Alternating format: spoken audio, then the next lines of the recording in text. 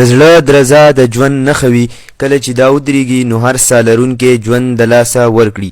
په انساني جسم کې زړه د ډېر اهمیت وړ دی، خو ځینې داسې خبرې دي چې په روزمره ژوند کې ورته پام نه کیږي چې د زړه په صحت بد اغېز کوي. د یوې نوې څېړنې تر مخه هغه څوک چې د سیګرټ لوګي کې ناسته کوي د نورو خلکو په نسبت د زړه په رنځ ډېر په اسانه اخته کیږي.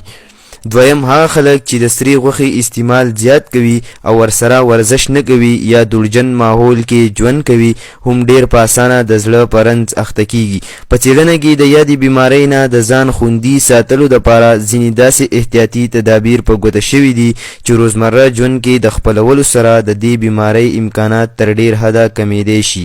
دغه تدابیرو کې غوړ کم استعمالول، روزانه ورزش کول، شین چای څښل، مالګې او خوږو نه ډډه کول، خوب پوره کول، د کیفین نه پرهیز کول او اوبه په مناسب مقدار کې څښل.